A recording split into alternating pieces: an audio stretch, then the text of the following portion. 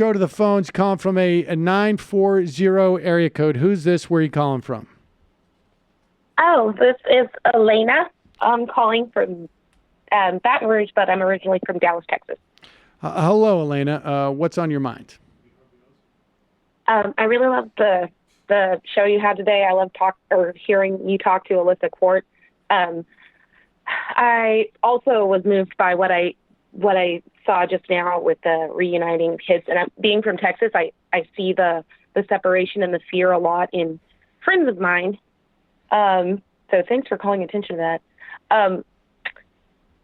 The thing that was concerning me is that I feel like this whole situation of violence against people by the police, well, it's just gone across all kinds of barriers, and it seems to be financial almost at one point.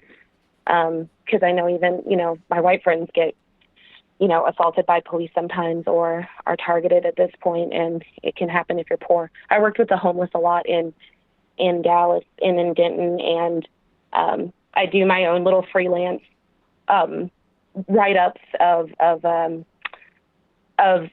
people that could connect people to resources to help with the situation at the border and the kids being relocated to different camps and whatnot, because I just get so crazy moved by this. I think what I guess I wanted to ask you or know is how do you feel about because about how money inspires police violence against people. But lack of money or money in terms of the cops appropriating stuff that is supposedly, just even upon arrest, what do you mean? Well, I guess, do you see the trend worsening to the point that it reaches the middle class and gets higher up to the, upper classes before we can do something about it? Or are people just going to probably Well, you mean in terms of police violence? I mean, look, we have a problem. The dynamic, I will say this, I think is really best captured, broadly speaking, in Chris Hayes's book, A Colony in a Nation, where he describes essentially for one subset of Americans, the police are there to protect and serve. For another subset of Americans, the police are there to control. And largely, that second group is a minority population. But I would not be surprised, and it's not even, it applies to, I think, a lot of low-income white people as well. Because, Absolutely.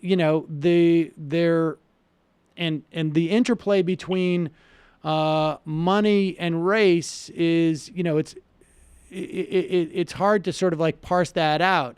But certainly, your suspicion of being, that second class citizenry, if you are African American, transcends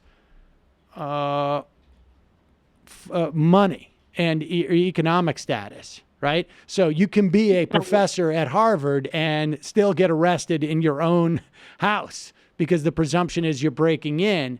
The social cues, I think, for living in poverty are narrower for white people. But there, you can pass easier if you're white, I guess. So I mean, I have not seen as much as we probably should in terms of academic or reporting on low-income whites and how they're subjected to that same type of police control. But yeah, once you set it up, I mean, here's the thing. And I've heard people describe, you could talk about the immigrant population. You can talk about African Americans. There are some people in society who are essentially the canaries in the coal mines, and society practices their worst practices on these people first, right? And then starts to expand in ever increasing concentric circles who will fall within those lines. So, just to take, for example, the immigration stuff, first the rhetoric and the tools are used on people who are crossing the border illegally, not at checkpoints. And then it's the people who are at checkpoints, they're pushed away, right? And then it's people who are here legally in terms of immigrants. And then people here who are through like a TSP program. And then it's just like the next leap is, right, people of descendants of immigrants, of brown people broadly speaking. And I'm staying in this narrow sort of like silo of immigration, but of course this is also, true of people living in low income and living in poverty and in, of other minority groups. We see it in terms of the way people are harvested for money. In places like Ferguson, not just African Americans, but low income whites as well, because they have no political power. So those who have the least amount of political power end up being the canaries in the coal mines and the sort of like the guinea pigs for these social control methods. What can the state can find out at that point? What can I do? How much force can I exert before they want to say something or they get together? The biggest problem with it right now, I think, is just polarization and division between different types of people. I'm African American. I don't care if you know that, but I have lots of friends of varying backgrounds, and I still firmly do believe that America has an anti-Black and an anti just indigenous way of being built. And the unfortunate thing is, it was the way that we have to live was crafted by people who were crafting it for, I guess for, white people, white men that own property. It wasn't really crafted for us. So everything that we do is illegal. Everything that we do already isn't in law. It's kind of like I think she was talking, what's her name? Alyssa was talking about living with this kind of internalized stigma. A lot of Americans, be they white or Black, whatever, they are any kind of race. They just, or I don't like the word race. I think race is made up, but I think that we have this intrinsic American thing that says there's something I can do. I messed this up. There's some way that I can fix this. And it's kind of like that individual shame that sequesters us from each other contributes to the power that the state has over us. Yeah. Poor people that voted for, poor people that are dealing with the fact that they voted for Donald Trump, and they're still not disillusioned because it was already going bad for a lot of people before he was in office. It's been going bad for my family since 2008, and you could imply why. So there's no doubt in my mind that it's going to, continue to expand. And both my parents are educated; they're educators. Nobody, we didn't think that we would have to deal with foreclosure. We didn't think we were ever going to have to deal with police as much as we deal with the police, which I would say in Baton Rouge is more frequently than I have ever encountered the police in my entire life. It is nearly daily. I just want people to know it is absolutely terrifying. I was recently arrested and assaulted by the police.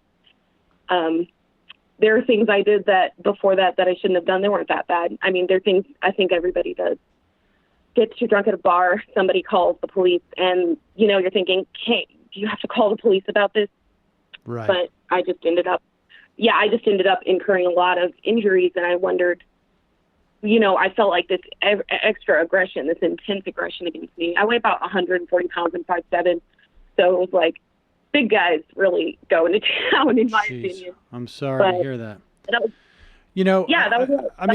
Chris Hayes writes about this too. I can't remember exactly the context, but he was going to one of the political conventions, and he went through security and had, I don't know if it was like bag of pot or a pot pipe or something like that. and they basically they took it from him, and then they gave him back, I think. And he was just like, it's analogous to how many white women who are 5'7", 140 pounds get too drunk at a bar. The first thing, the reaction is, let's call the cops. I'm sure it has happened, but it never happens. I mean, well, I'm really sorry that you had to go through that, and I'm sorry that your family's being subjected to that down in Baton Rouge. But I really appreciate the call.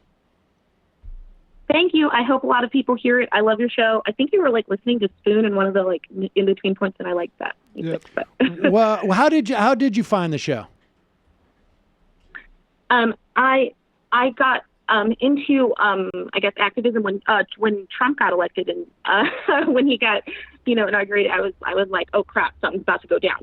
So I started wanting to know faster, more information, and I wanted to start hearing takes on it, because I would sun up to sundown, watch the news, watch Fox News, unfortunately, yeah, I do watch that because I want to know what other people are thinking. Watch CNN, which was just a crapshoot. That was just silliness all over the place. I watched MSNBC. It was like, okay, I'm reining this in. But they still weren't talking about things as quickly as I needed to know the information in order to help vulnerable people that I wanted to help. So then I found you. I found the Young Turks, and they kind of turned me off with some stuff. Honestly, they were too liberal, not left enough. And then I found your show, and I was absolutely enamored. I thought the comedy was good, but I also like that you take a personal sense of responsibility for what you're providing, the information that you're providing to people. There was a caller that was like a libertarian guy that said that you should have paid him for a call, and I laughed at that. I thought that was really funny. Do you remember that call? I do remember. Oh, that was call. Amazing. Yes. That theater was just like, yeah, why aren't you? Because I got labor. I'm selling it. Yeah.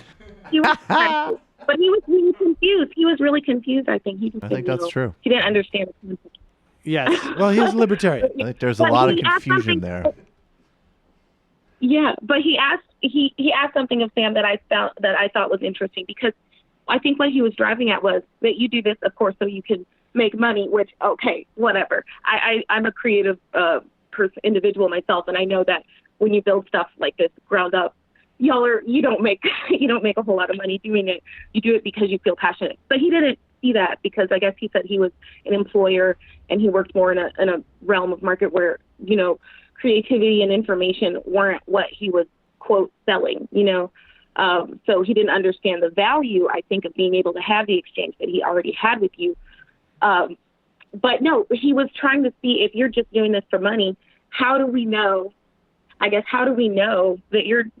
you mean what you say? How do we know that every now and then you aren't, saying anything for the interest of financial gain? The answer to that was obvious to me, but because we're stunted in terms of growth. I'm joking. Yeah. No, but I appreciate the call, and thanks for that. Thank you. All right. Bye.